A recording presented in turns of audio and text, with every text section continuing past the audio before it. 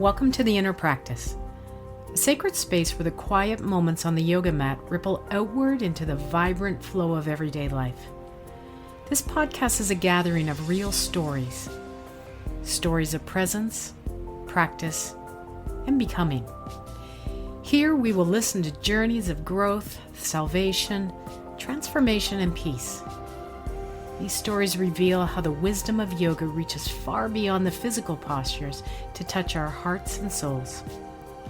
Each episode invites you to step into moments of stillness and awareness, where healing begins and the path unfolds. You'll hear from people whose lives have been changed by their practice, how they moved through struggle, found strength in surrender, and embraced the journey of becoming who they truly are. Whether you are just beginning your yoga path or have been practicing for years, this is a space to breathe deeply, listen openly, and connect with the powerful stories that link us all. Join me, Jackie Vandertuin, as we walk the path from the mat into life, one mindful breath, one step at a time. Hello and welcome to today's episode of The Inner Practice. Today I'm joined by Jackie MacDonald, a yoga instructor from Orangeville, Ontario, whose story is one of profound resilience and transformation. When I first met Jackie, I saw someone vibrant, full of energy, outgoing, strong, and magnetic. What I didn't see was the private battle she was fighting. Behind the bright smile was a struggle with addiction, one that eventually took a toll on her health and her spirit. But what makes Jackie's story so powerful is not just the hardship, but the healing. Through the practice of yoga, she began to rebuild her life, reconnect with herself, and find her way to sobriety. Today, she's not only a passionate teacher, but also a deeply grounded and inspiring human being. Jackie, thank you so much for being here, and I'm truly honored that you're going to share your story with us. Particularly because you are my first guest. Thank you for having me. I feel so honored. Yeah, Jackie, so this is just going to be a fluid conversation. Yeah. So can you take us back to a time before addiction? What was your life like before you? It was full of family and happiness. There were no real big struggles that I was presented with.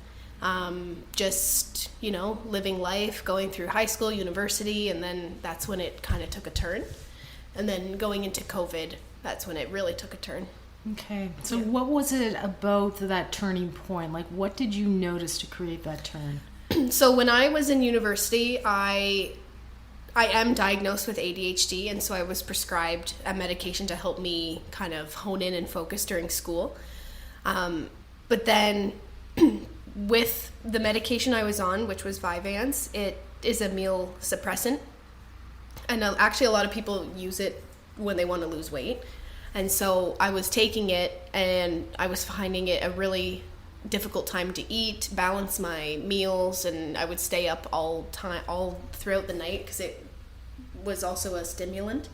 And so at that time I was like, maybe I should, smoke a little weed, because that you get the munchies, you get sleepy. And so it started off as becoming like a routine where I would do that. I would do my ADHD medication throughout the day, and then at night would be the weed to help kind of unwind and calm my brain to fall asleep. But then it just became a codependent habit, and soon the ADHD med left and it was just smoking. Mm-hmm. So did the weed, did it kind of take control of your life? For sure. Yeah, 100% it did. I would think about it all the time, like, let me plan my day so I know I can do this and this and this, and be able to not have any plans so that I can make sure I can smoke. And I would cancel plans because I wanted to smoke. Mm-hmm. And it definitely took over, for sure. Mm-hmm. And did anyone notice this, like friends, family? No, it was very secretive. In university, it's kind of accepted and not really looked upon. And then when I got home during COVID, I moved home and it just had become legalized. And so I was ordering the vapes, the cartridges online and getting them delivered to the post office. And then I had the post office slip, and my mom would say, "Oh, you got a package?" And I was like, "Yeah, my friend Nicole sent me something." And that would be my outing, would be able to go pick it up because we were on lockdown for the whole summer.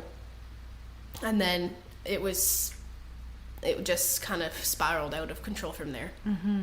So would you say that the use of weed, it just kind of gave you, like, why weed in particular? I think just because of its accessibility. There's a stigma around it, but also there's not. A lot of people smoke it to help with anxiety and depression, and I feel like it may have turned into that for me later on during COVID, was to help cope with not being able to see my boyfriend at the time, dealing with him. He was over in Austria on exchange, and so the time difference and not being able to communicate was challenging for me. And so I think I turned to that, maybe out of boredom also. Mm-hmm. Did you find that it filled a hole, or it provided something? Yeah, for sure. Yeah. Okay. And like you mentioned about your boyfriend, did it take over relationships? Was it part of relationships? It was part of our relationship. I would say, I don't want to blame him, but he kind of was the person that introduced it to me. And so he had the materials that I would use to smoke originally when I was at school. He rarely participated with me because it gave him panic attacks, and so it was just me. And then he left for exchange, and I just continued to do it by myself all day, every day. Mm-hmm. Yeah. Can you describe a little bit more about the hole that it filled? I think I was sad, but I didn't know I was. With him leaving, with COVID, with life changing, and not understanding what the future held. I didn't know what I was going to do with my degree. I was so unmotivated to finish. I really didn't know what I was going to do with religion and culture and anthropology. And I didn't have a plan in place. And so the smoking kind of let me just forget about it and not think about the future. So it sounds like it's kind of an escape. Yeah, for sure. Yeah, big escape. And did you know that you had a problem? No. No, definitely not. I think I started to think I had a problem when I was smoking and I wasn't getting high anymore. It was kind of just to function. And I would be waking up middle of the night secretly to smoke in my bathroom. My parents had no idea. It was very, very secretive. My mom specifically, being raised by a Mountie, drugs are a big no-no. And so the chance of having to talk to her about it was extremely uncomfortable, and I wouldn't have done that until my body told me I needed to. So tell me a little bit about your body telling you that you needed to talk to somebody. I started to lose a bunch of weight because I wasn't eating, actually. My appetite was really low once I started smoking the cartridges. The cartridges have a very, very high THC level, way more than the flower. And so that's kind of the big pivot, was when I started to do that. And so my appetite was really low. I lost a lot of weight, and then all of a sudden, one night, I just started throwing up uncontrollably and couldn't figure it out, not sure what was going on. Maybe I thought I had food poisoning or like whatever. My mom didn't know what was going on, and this lasted ultimately for 7 weeks. But in the beginning, we didn't know what was going on. I went to my doctor. I told my doctor the truth, that I had been smoking weed. It's actually a condition called cannabinoid hyperemesis syndrome, and it's becoming a lot more known in the medical community now with the different strains. But yeah, so I told my doctor, and then she kind of outed me to my mom in my appointment. She's like, "Do you have something to tell your mom?" I'm like, no, but I guess I have to now. Wow. Yeah, I know. Which is kind of like a little breach of confidentiality, but like in hindsight, it probably was for the best. Okay. I no longer see that doctor. Okay. Wow. Yeah. So I told my mom and she was just in shock. She just couldn't believe it. And I mean, now all the questions from her were coming and it was very, very overwhelming. There's no real treatment to help stop it. It kind of just you're essentially going through a detox. Normally for a regular person, from what I've read, it lasts maybe a week and a half, but for some great reason, it lasted 7 weeks for me. Mm-hmm. So in and out of the hospital getting fluids because I was very dehydrated. I didn't eat for 7 weeks because I couldn't keep it all down. The only thing that would alleviate the stomach pain in my abdomen was super hot showers, so I would lay in the shower. Back and forth like every 2-3 hours. Sleeping a lot. I was prescribed so many different like chemo nausea drugs. Didn't work. Wow.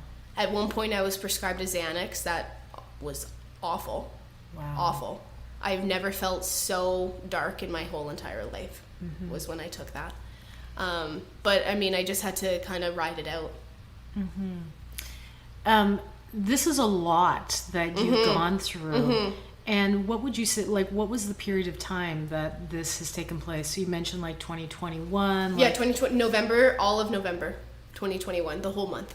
Okay. And then into December, starting to recover, eating, regaining my weight. Like, at the time, I would say I was probably around, like, 110 pounds, healthy.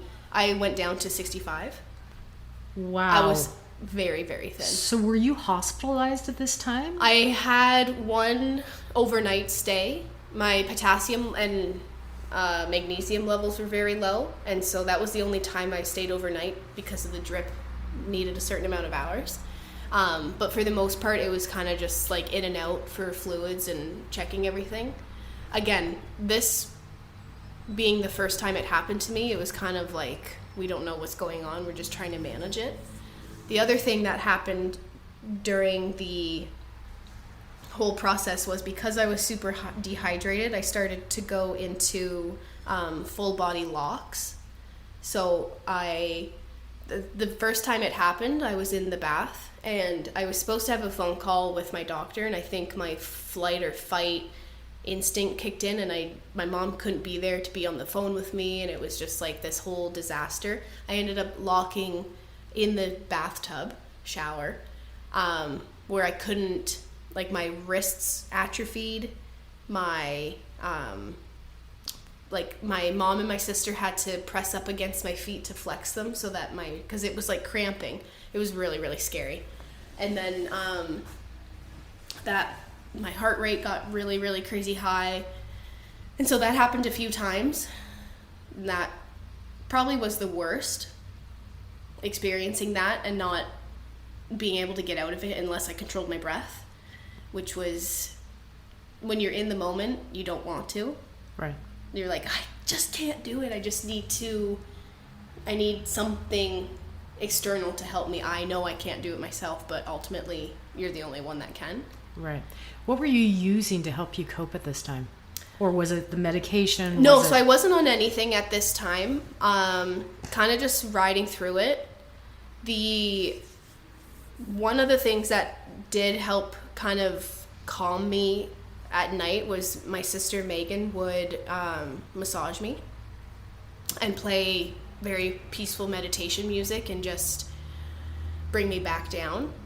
That really, really helped. The other thing that I did that was very weird, but I would do this, I don't know how to describe it, like shaking motion on the floor. Like I would be on hands and knees, shifting back and forth. I would be on my back with my legs up in the air. Anything to kind of just distract myself, I guess. Kind of this rocking, quick rocking motion back and forth. Yeah. Yeah. You have and by the way, you have a really good relationship with your sister. No, it's crazy. Stupid. So, and I know, and my mom too, and your mom as well. Yeah, so. And my dad. Like our whole family really band together to help me get through this. Yeah. So was that like a positive in this? Without them, things would have been different? Or? Oh, I probably wouldn't have survived if I didn't have my family. If I didn't live at home, or, if I didn't, the relationship that I have with both my mom and my sister were vital. Mm-hmm. Yeah. It's great that you had that relationship. Yeah, they really took care of me. Yeah. Because I couldn't take care of myself.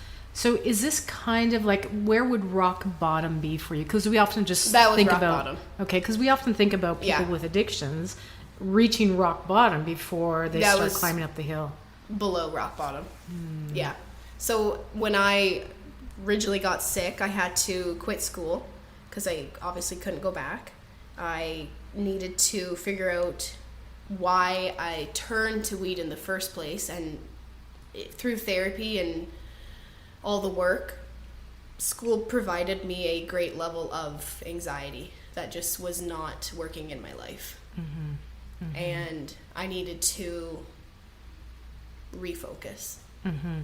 So where are we in the timeline now? What year? Still, this is all November. So we're still in the pandemic. Yep. We're still 2021. Yeah. You've hit rock bottom. Yep. And can you describe kind of the climb out? Like, what's going on to allow you to come out? At that time, I didn't know how long the throwing up would last. And so it was scary. I didn't know how I would survive this. It was like very, very dark because it was very painful.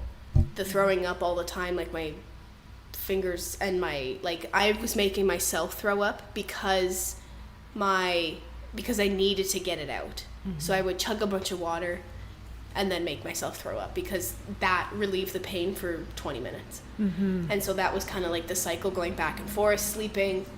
And then throughout that, towards the end of November, I started talking with Mary Felice. She's a teacher of transformation, also a psychologist. She's a family friend. And she kind of helped me discover my Enneagram, my personality type, what works, what doesn't, etc. So we came up with a plan of what my passions were and how to translate that into a career. And so that's when teacher training came up. Okay, fantastic. Great segue. Mm-hmm. When did you first start yoga? Oh, I don't know, maybe like 6 or 7 years old. Okay, so you've been doing yoga for quite a while. Long time. I remember my mom got me this DVD kit for Christmas, and it was this yoga mat it was like this blue yoga mat with all the little tiny poses on the mat, and Megan and I would do it, and it was a lot of fun. Yeah, that's really interesting that as a kid, that your mom brought yoga. My mom was super into yoga. She did it for most of her adult life, and then our good friends, Sophia and Bella, Sophia, who's my roommate, we went to this local studio in Richmond Hill, started doing it together, classes, and it's just always stuck with me. I did it in high school, throughout university. Okay. Yeah. Do you think you would have been drawn to this had it not been for your mom? I don't know.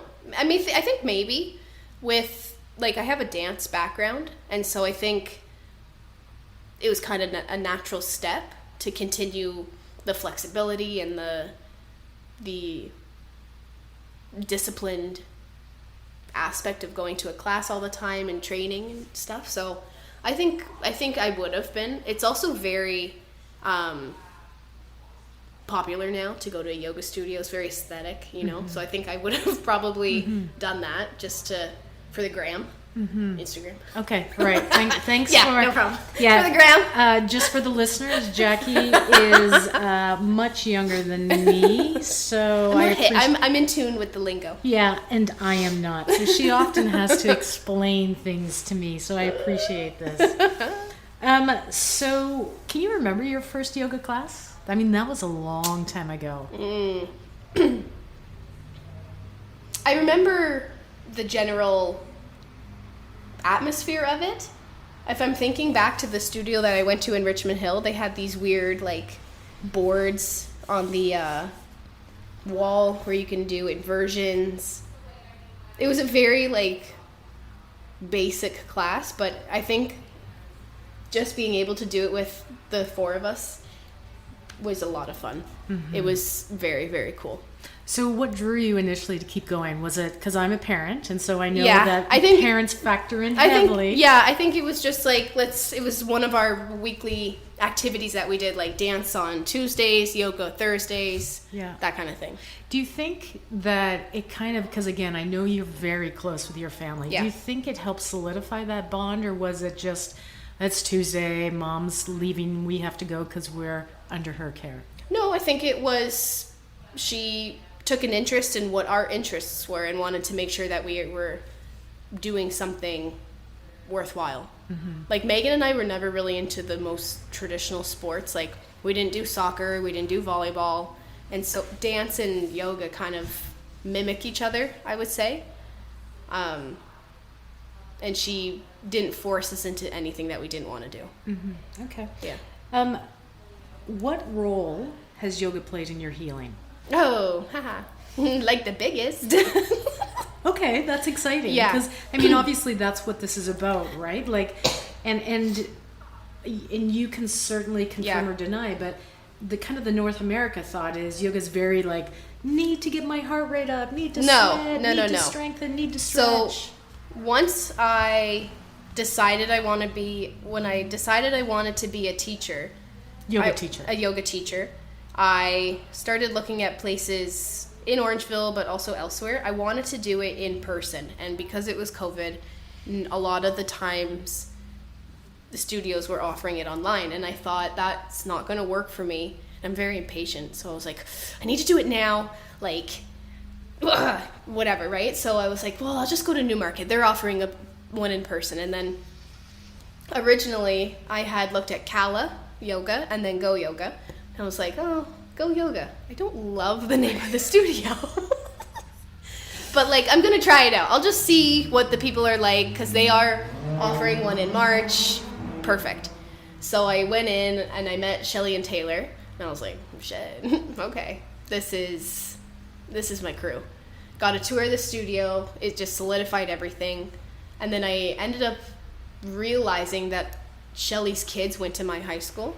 And so that connection just kind of brought it all together a bit more. Mm-hmm. And obviously Taylor is the best person in the entire world, so I told her my whole journey. She was very understanding, and she had not a similar journey, but I feel like a lot of people that discover yoga do it because of anxiety and depression. Mm-hmm. And so we had that in common, and it's just been 10 out of 10 experience since then.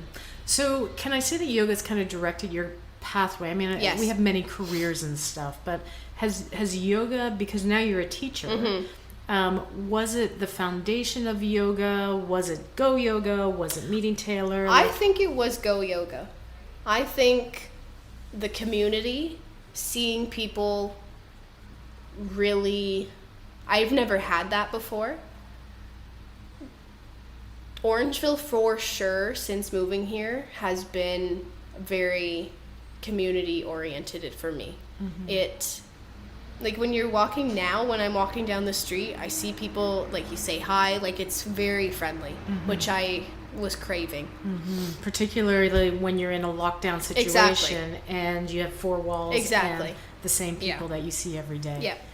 And so does yoga offer you that sense of community as well, or is it the town that you're in, or the fact that we're no longer in a pandemic and lockdown? All of it. Okay. All of it. I think I've taught at another studio before, and it's not the same. Mm-hmm. I think it helps that I check my people in, like, for class, and so I get to know their names, because I didn't know a single person that came to my class in my other studio that I taught at. Mm-hmm. And I don't like that. Mm-hmm. I appreciate that I know everyone's name. I kind of know a little bit about them. Mm-hmm. They know me. It's like one big family. So can I put words in your mouth, and feel free to let me know I'm not right? I hear a sense of connectedness. I hear a sense of community. And do you think you could get that from working, I know you have a couple other jobs, working in a restaurant? Well, like, what's different about yoga in comparison to other jobs? Everyone comes to yoga with the same mindset, to focus on themselves, to escape reality, to have 1 hour just for you. And I think it's a very special environment that people come to. And now you're providing that to others. Yeah. And is that what drew you to be a teacher? Yeah, for sure. I appreciate that people want to come specifically to my class because they value my technique or my music and my vibe that I provide. It feels very heartwarming. So tell me a little bit more, because you had mentioned previously when you were in kind of these struggles during your illness that breath was difficult. Yeah. Can you elaborate a little bit more about what yoga has helped you with regards to and any illness or any struggle? So I don't struggle with them anymore because I am regularly medicated for anxiety and panic attacks, but my panic attacks started right then and there. And when you're in it, nothing else matters.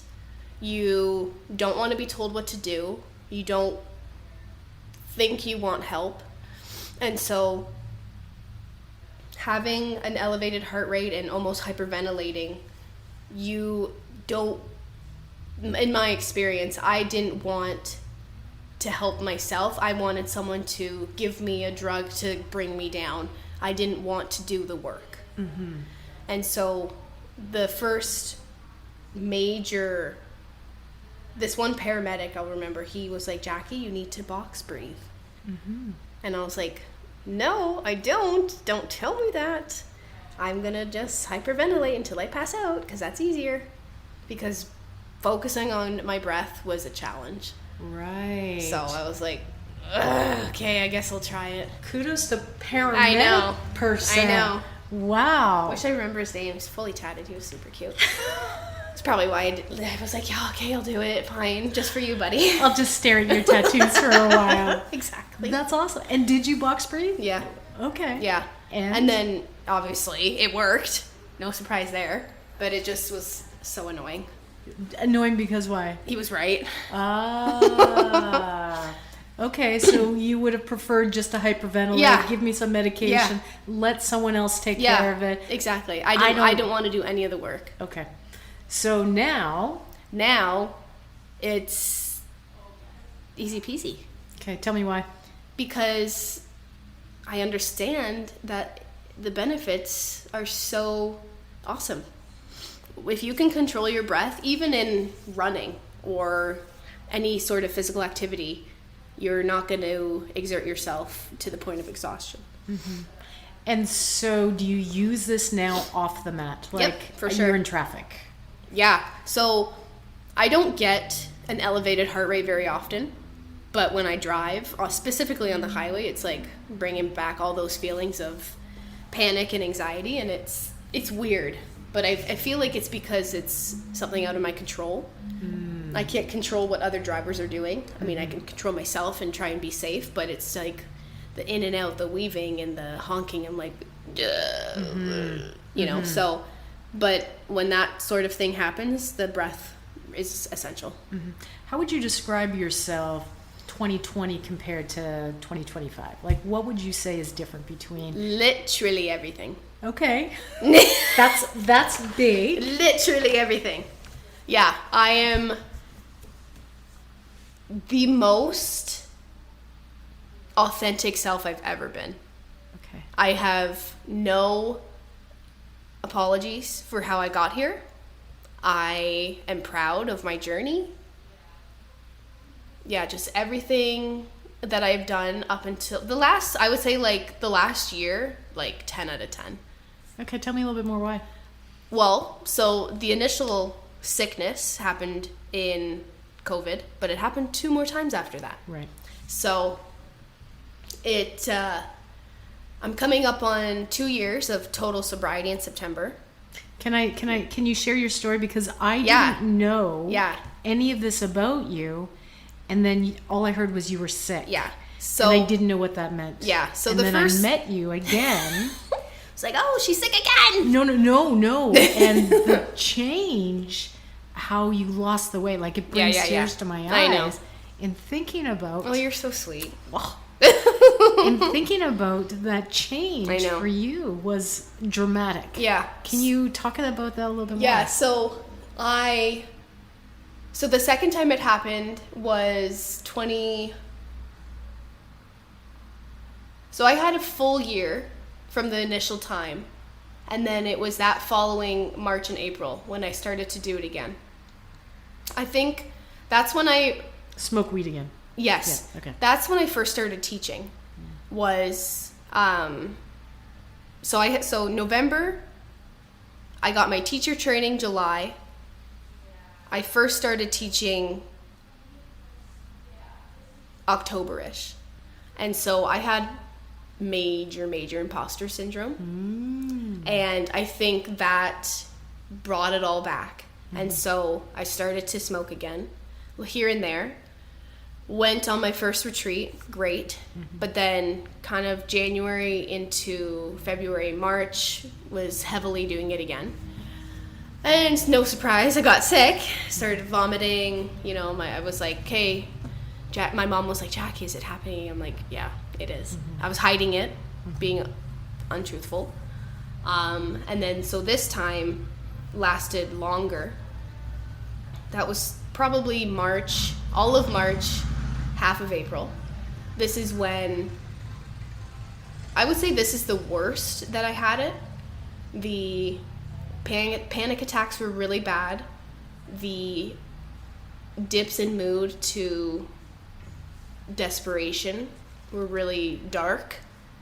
I in and out of the hospital again, like all the same things that were going on, but I had gone to see a psychiatrist this time, and that's when I got prescribed my daily low dose of anxiety and depression medication, which I've been on since that second time.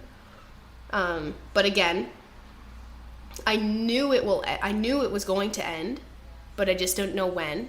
And so back and forth, like, oh, I'm so tired of this, I can't go on, all those dark thoughts, losing all the weight and regaining everything back. Obviously I had to take time off from teaching, which was horrible. But yeah, it was just another setback. Imposter syndrome is quite common. Yeah. Certainly I've struggled with it as well in my daily life. But yoga was the cure, but it was also the sickness, because now you're teaching, and that whole sense of I'm not good enough, like, tell me a little bit more about this imposter syndrome. I just was so nervous to teach. I think I was comparing myself to a lot of other teachers that I followed on Instagram or even at the studio, and I didn't think I was good enough. Black and white fact. Just didn't think I was good enough. Yeah. And were you telling yourself those words? Yeah. Yeah. And the interesting thing is bet you nobody knew it. No, of course not. No one knows. Yeah. And it was so funny, like right before I would start teaching, I would literally shit myself. I was so nervous. Right. And nobody would know. No. But you just went through with this sense of being an imposter, like a fake, a fraud. Yeah. And then you would do your thing and then be like, oh, okay. But then it would come back again every time I would teach. Right. Why did you continue teaching? I thought it would get better. Okay. And I had a commitment to make. Okay. So that sense of commitment to others means that, I'm putting words in your mouth, but suck it up, you have a job to do. Yeah, exactly. Yeah. I have responsibilities. What's changed? Because you're teaching now. I don't know if it's my meds or I don't care. Okay. Okay. I do care. I do care, obviously, but it's just like, well, if you don't like my class, you don't have to come back. Right. Because someone will. Right. So that sense of you can meet other people, but you can't meet everybody. Mm-hmm. And that acceptance. I'm also, like, I was 23 when I got my teacher training, and I'm 27 now. So I've grown a lot as a young woman, you know? So I've come into myself. I'm a lot more confident. I'm just comfortable with who I am. And I don't care if you don't like me. That's pretty big. Yeah, like I don't care. So, did you think that you would have this sense of imposter syndrome or struggle in front of a class before you took the teacher training? No, because during teacher training, I was great. I had no problem. There was only 4 of us in my training. And so even throughout high school, I would hate presentations. I hated talking in front of people. But during teacher training, I was like, oh, well, this is like my passion. I'm really interested in this. I'll have no problem demonstrating or doing whatever throughout the lessons. And I didn't. But then it came back to the big group of people. Everybody's watching me. I have to actually know what I'm talking about. And it just came crashing down. And I don't think you get prepared for that. What do you think's giving you that sense of confidence now? That sense of, I don't care? Practice. I've taught a lot of classes now under my belt. So Jackie, how many classes I have no earthly idea. Well, we're into the north of 500? I would say so. Probably maybe a bit more between Pilates as well as yoga. Okay. Yeah. And so that continuation, that practice. Yeah, honestly, practice makes perfect. Yeah. So it's kind of dose dependent. Yeah. Right? The more you do it, yeah, exactly, the easier it gets. It's so true. Yeah. What would you tell somebody who's like, nope, no way, I don't want to go through that. I'm just stopping. Even though I love it, just try it. Just try it once. Just try it once. Yeah. Because then you can say you did it. And that sense kind of that forcing yourself into uncomfortable situations. Exactly. Yeah. And I'm thinking, again, going back to yoga, that's kind of the purposes of those chair poses, those difficult poses. Wild thing. Yeah, where you're in that mindset of... Okay, I don't know if I can hold it any longer. I'm done. This is stupid. Yeah. I'm struggling. It's hurting. You feel so good after. Yeah, that sense of accomplishment. Yep. And recently, I just with scheduling, I hadn't taught my Friday warm, hot, gentle flow for probably like 2 or 3 weeks. And I taught it last week and I was like, this is what it's all about. Right. Tell me a little bit more. It felt like coming home. It was so good. It was so good. Why was it so good? I don't know. It just felt so comfortable. It's just like kind of reiterating that this is what I'm meant to do. Okay. My music was good. My flow was good. The people were good. I didn't mess up. Yeah. And just everything about it was just like 10 out of 10. Yeah. And again, going back to that yoga, it's that sense of purpose. Yeah. Right? No, I was like, okay, I'm probably like doing all right now. Yeah. Like this is good. Yeah. It felt so good. I love it. Yeah. I love it. That makes me so happy. Yeah. Because Pilates is so like, it's just different. Like it's high energy and, you know, like, okay, now pulse. And it's just like not, like I like it, but it's just like, it's just so different. It's not whimsical. It's not airy and fairy, which I like about yoga. Yeah. Well, my classes anyway. That's what I prefer when I teach is like a little bit of fluff.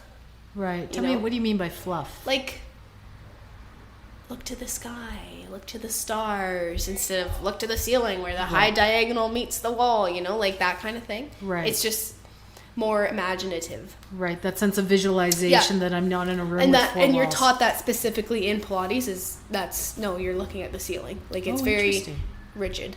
Okay. Yeah. Interesting. Yeah. So you like kind of I feel like with yoga there's more creativity that you can expand upon. And that really speaks to you. Yeah.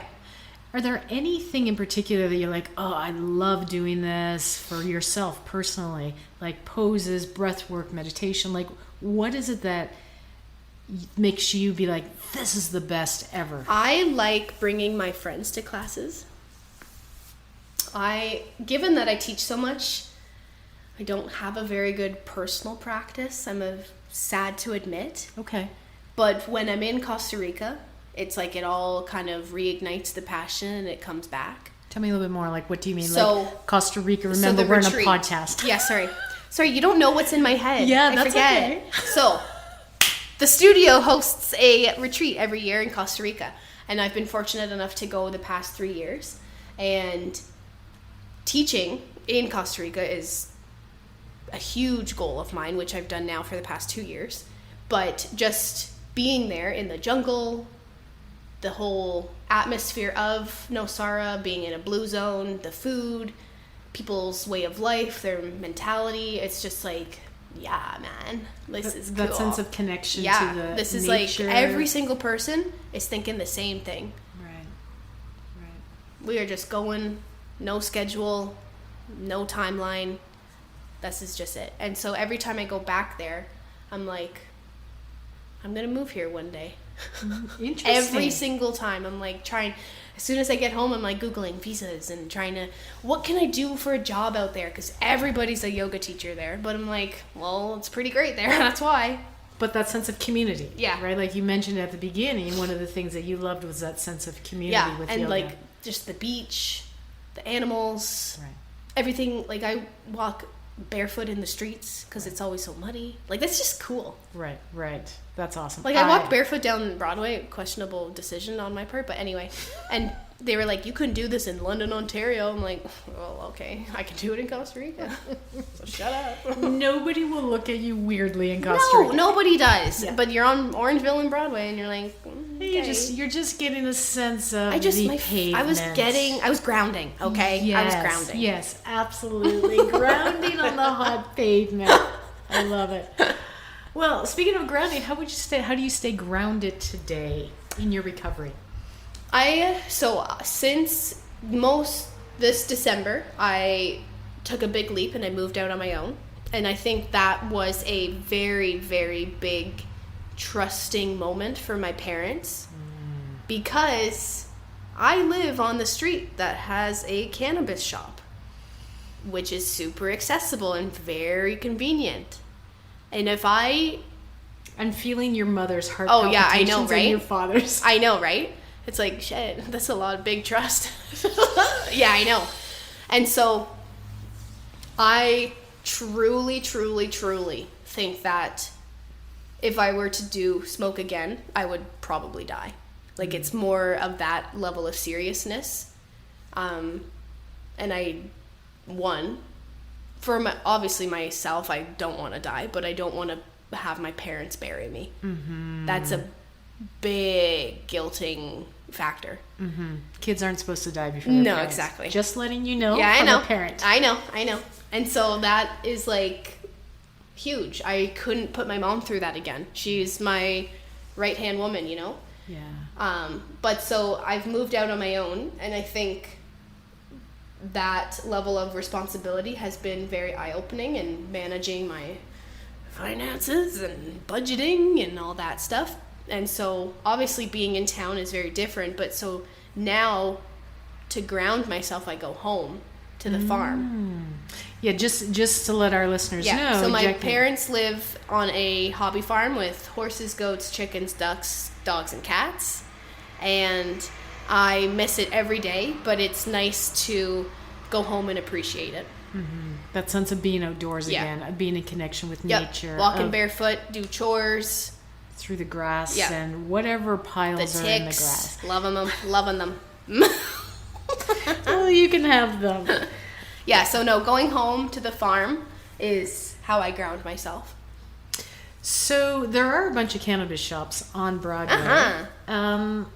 How do you, what tools or techniques you use instead of turning left or right into the door? I'm at a point now where I can walk by it and it's not triggering. If I have a friend going inside, I don't go inside. Mm-hmm. If I smell it, it's fine. I can be around it. I'm so secure. Mm-hmm. and I trust myself that I don't want to do it, that I'm fine to be around it now. In the beginning, for sure not. What's allowed that trust to be? Therapy. Okay. I see a woman now every 8 weeks, but before it was every week. In the beginning, we're kind of on maintenance appointments now, which is a huge accomplishment.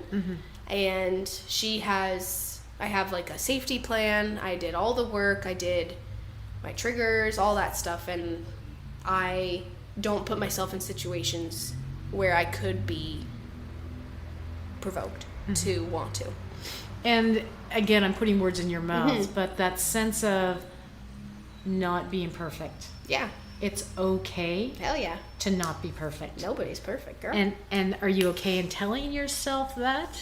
Oh, I know I'm not perfect. I mean, I am, but I'm also not. She says facetiously. We know that she is one of the loveliest literally amazing. Yes. No. But there's something to be said about that, Yeah. right? Like that sense of, I am amazing. Yeah. If you can't love yourself, then no one can. Yeah. And where did that come from? Was that, so I'm making assumptions here. So 2020 to now, were you able to tell yourself that you're amazing when 2020? In different ways. Now I actually believe it. Okay. Yeah. And what allowed you to experience that or tell yourself that? I think just with time, growing up, growing into myself. Yeah. Do you think that would have come? For sure. Regardless? I think so. Yeah. Okay. It just would have taken probably a bit longer. That's part of the aging process. Yeah, I think so. If you could go back and speak to your younger self in the middle of your struggle, what would you say? So speak to the 20-year-old Jackie. Girl, what the hell are you doing? But that would have worked? No. Okay. I would have been like, I know you're in it, through the thick of it right now, but it does end. And don't do it again. Okay. Because you will get sick again. You cannot just do it for fun because you like it too much. And you remember those feelings of this, like what you went but through. They clearly weren't strong enough because I did it twice more after. But third time's a charm. There you go. And the thing that I love about you is you're very open about this. Yeah. Why are you so open? I don't have anything to hide. Okay. If it can help someone else, sure. But like, everybody's got their journey, whether they speak about it or not. Right. I don't care to hide it. You know, it's funny because, and this thought came to me probably a couple months ago, and I'm not sure, and maybe it's just the conversations having with people, but stories get to be unveiled. Yeah, exactly. Like at the time, I have a couple tattoos for... Just a few. Anyway, each one kind of represents, the big ones represent a time where I had stopped smoking. That's fantastic. One underneath on my sternum. And the most recent time, I got koi fish on my back, which represent transformation and overcoming obstacles, etc. And my tattoo artist, who I've gone to a few times now, she told me that she experienced CHS on an airplane. Oh my. Traveling to Australia. Oh no. And I was literally like, a 20-hour flight. I could not think of anything worse in the whole entire world. Being stuck on a flight and throwing up. Back and forth into the bathroom. Ooh. And if I hadn't have told her my story a few times before, she probably wouldn't have understood what this was and freaked out. But she knew as soon as it was happening. Oh, because she didn't know what was going on. No. Oh. She was a weed smoker, but sometimes you can smoke for 20 years and it never happens to you. Right. And then all of a sudden there's just some switch chemically in your body and it just doesn't agree with you anymore. Right. But because I had told her about my struggles when she was going through, she knew that it would end. It's not the end of the world.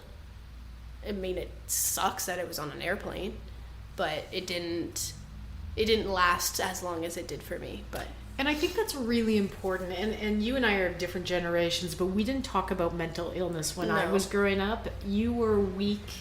I mean, there's a whole bunch of perceptions of people struggling with mental illness.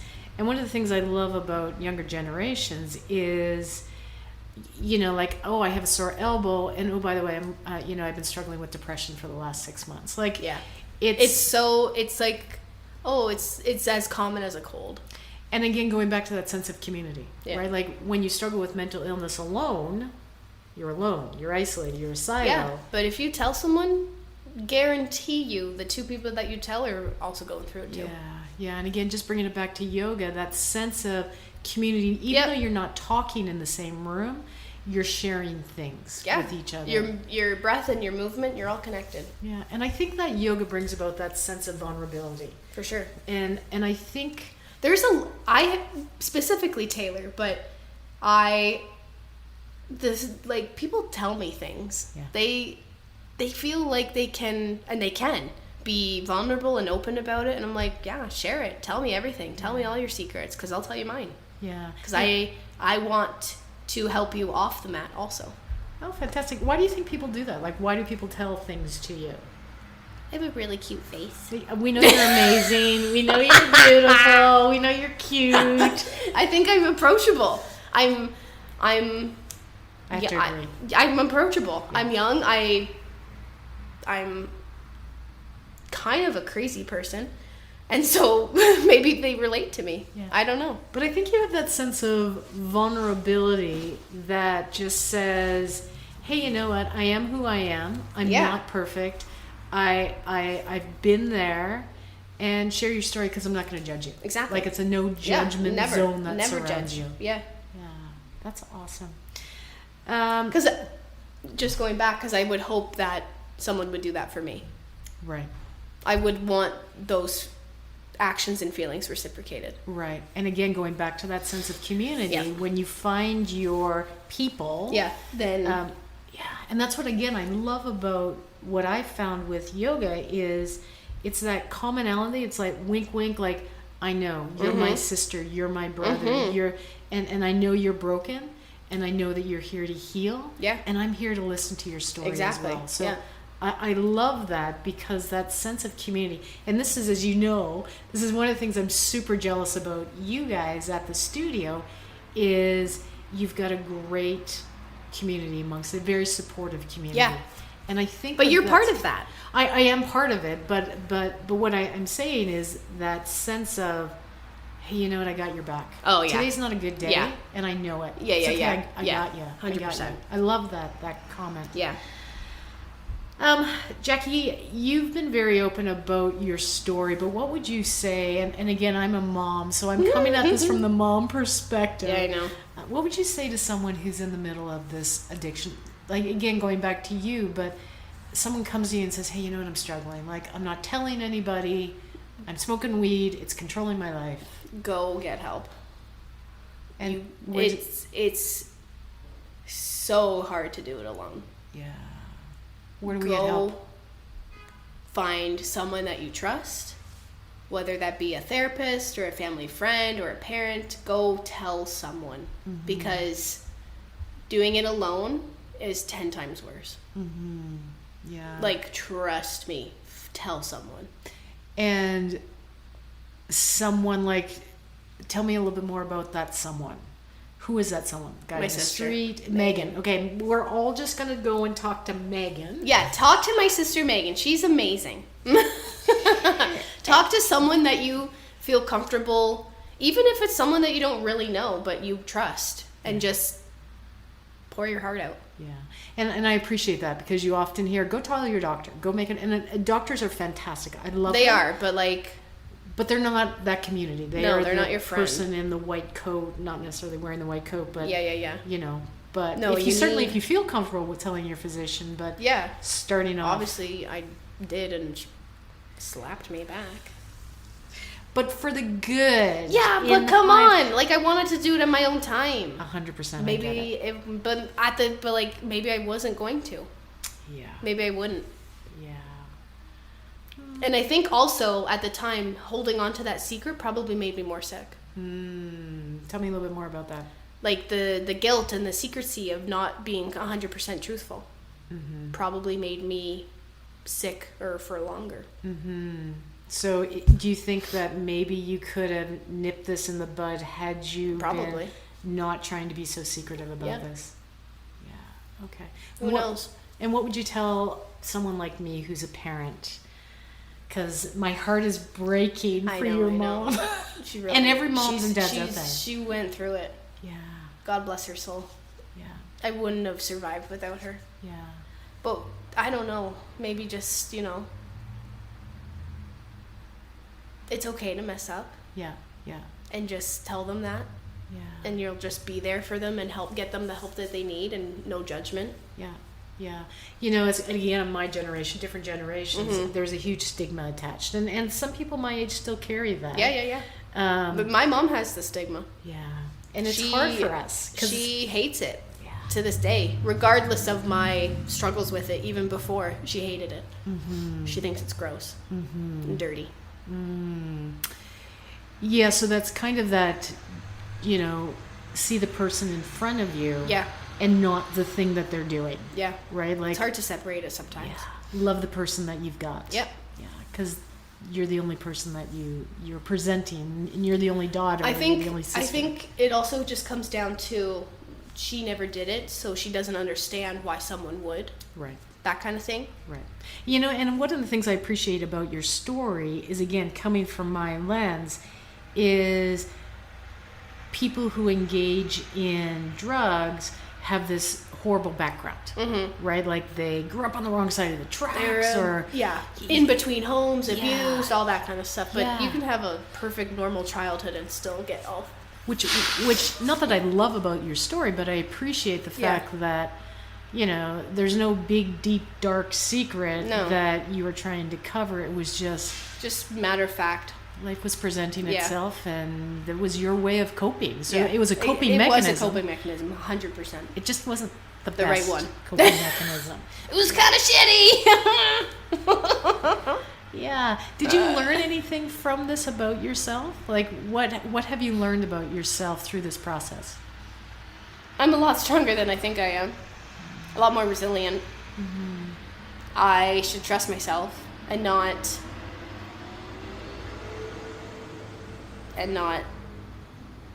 make anything matter than what I want.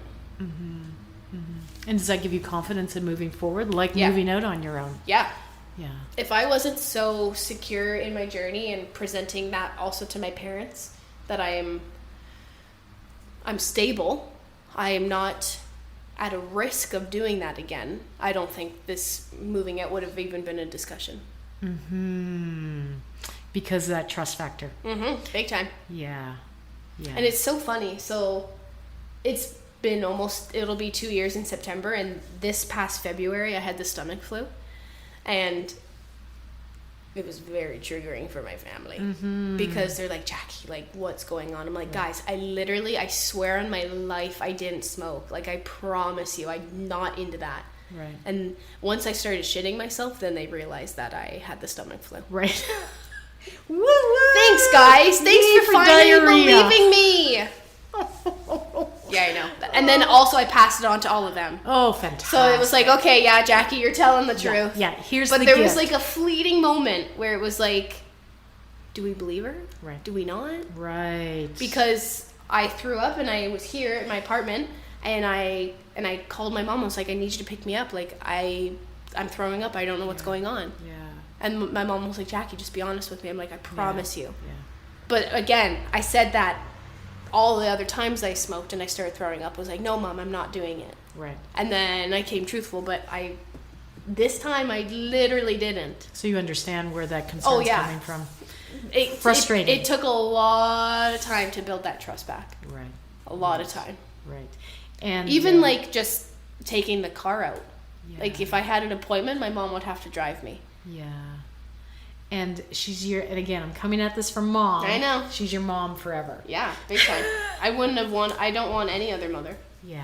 Well, and dad. My dad, he's not a very emotional guy, but he at the time, for most of the sicknesses, he was living in Michigan for work, but he would come home and he would take care of me and rub my back and support the whole family. Like, it was hard to be away from me being sick but having to work at the same time. Your dad worked a lot outside of the home, so he traveled a lot. Yep. But he's home now, which is really, really nice. Yay. It's nice to have him home. So, Jackie, it sounds like yoga was part of your journey. For sure. In getting better. It started it. It started the ball rolling to get better. Yeah. But now over the years, I've always just come back to it to remember why I started it in the first place. And again, giving you that sense because you're in front of the class, that sense, that confirmation of the I think it's confidence. more, I don't get nervous anymore. I'm honored to teach. I feel honored to be in front of all those people that have chosen to come to my class. It's a great privilege teaching and maybe impacting someone for an hour. What do you like to leave people with in your classes? How would you like them to leave? Like, do you even think about that? Is that something that... I try not to theme my class or put too much into it. It's kind of just, I teach how I want to be taught in a class, and that's good music, good flow, we're breathing, we're moving. It's not too philosophical, I guess the word is, or too wordy. Like, we're there to move because it's not about me or my thoughts, it's about you. It's your practice. What is the importance of that movement, do you think, in people's lives? And that sense of breath and that sense of music? And... I've said this for a long time, and I know a lot of people think this as well, but yoga is meditation for the body. I'm going to take that. Yeah. Yeah, I think it's meditation for the body. Tell me more. What do you mean? You're turning off for an hour. You're thinking about one move to the next. It's a total reset. Okay. That opportunity to leave the grocery list at home or come back to it later. Exactly. It's that giving to yourself. Yeah. How important is that? It's essential. Okay. Tell me why. Because if you don't take time for yourself, you'll go crazy. Okay. Awesome. Jackie, what brings you peace now? Oh, so many things. Yeah. Flowers on my balcony. Going for walks. Little children running. You know, I don't want to sound pedophile-ish, but, you know, little children. She's not a pedophile. Not a I know pedophile. she's speaking of a couple of children in Specifically, particular. yeah. One girl in particular. Yeah. Lainey! Yeah. My family, obviously the community here. My roommate, Sophia. She's my soul sister. Yeah. My new boyfriend. Yeah. I don't know, just everything. Life is like, I work at a restaurant, so like that atmosphere, the balance between the calmness of the yoga and the kind of more high energy has been really great. Yeah. I Jackie, really I'm like seeing the lots balance. of joy. Oh, I'm seeing lots of joy like just today. thriving. Yeah. I love life right now. Wow. Do you Yeah. know how many people would love to have a little bit of that I know. joy? It's rare. Yeah. But it's great. I love it. What does healing mean to you now? Coming back to your authentic self. Okay, tell me more. Being, honestly, in the last couple months, like being a child again. Okay. Like laughing, playing, like running around. I think I have never felt more youthful than I do now. And I think that's really important because healing, you know, people always say you got to heal your inner child. And I think I've done that. Not that I didn't have a horrible childhood by any means, but I think bringing back those areas of no responsibilities, laughing, playing, just carefree. Yeah, you know, and I think about the time that you became sick. you're in a serious environment. School is serious. It's all serious. There's no because fun. that's all I ever was taught. Like, my high school was a university prep school, and so I wasn't given the opportunity to explore other options. It was university, and that was it. Right. And so I was like, oh, okay, well, I guess I'm gonna go. Right. And I went to Laurier, and it was great. Met a lot of great people. It was close to home, so I would come home every couple of weekends. I still worked in Newmarket, like I was going back and forth, but it didn't have anything that I was super passionate about. But at the same time, if I didn't do that and didn't go through my journey, I don't know if I would have taught yoga. Right. So everything happens for a reason in one way, shape, or another. Wow, we could really go down a rabbit hole with that one. Literally. Yeah. I mean, okay, well, like, my religion and culture degree has definitely helped. Like, I loved learning about Hinduism and Buddhism, and that translated into my love of yoga because they're all interconnected. But I don't know if I would have taught yoga if it wasn't for getting sick. Right. And I'm in the academic world, it's very theoretical, right? Yeah. It's not the practice. It's not the boots on the ground. Mm-hmm. But in yoga, it's more boots on the ground. It's more, exactly. Okay, we're going to set our intention for today. We're going to breathe and move to calm yourself down. Yeah, we're going to meditate or whatever it is that you do in your class. So that's awesome. Yeah. So, Jackie, one final question. What's lighting you up now, either in your practice or in life? What isn't, huh? And you know what? That's honestly, it's a bit like you've really described that. That something. I don't so like, many things. I don't know. The summer has been great so far. I've done a lot of cool things. I have an amazing support system and group of friends that I surround myself with, and they light me up. Mm-hmm. And the sense that I'm getting is it's not one big fireworks. It's that flower's beautiful. It's like little sparklers. Yeah. Every day. Yeah. The ones on the, like, you like twirl around and you paint letters with, like 4th of July. Yeah. Canada Day. Yeah. And you, I get the sense, create a lot of that joy. Like, you just bring the energy of today's going to be a good day and I'm going to make it that way. Yeah. That's not to say I don't still struggle. I still have my days where it's a bit low, but it's few and far between. I love it. Yeah. I work really hard.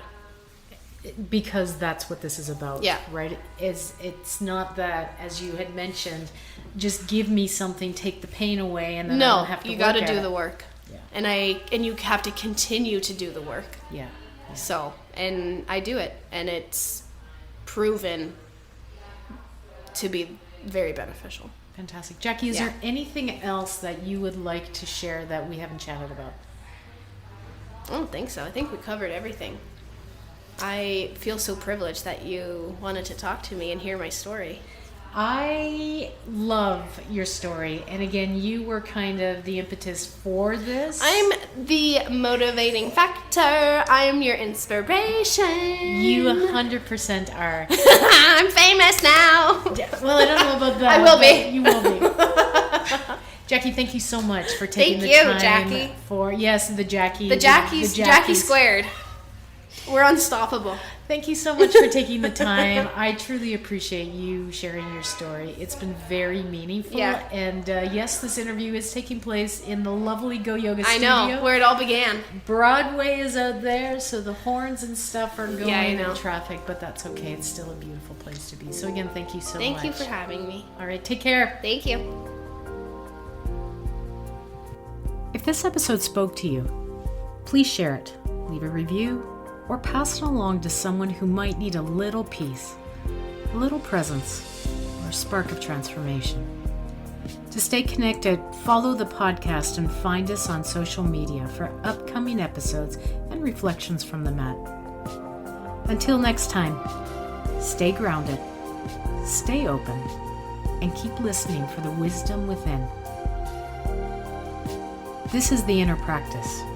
Stories of healing, awakening, and becoming. I'm Jackie Vandertuin. Thank you for being here.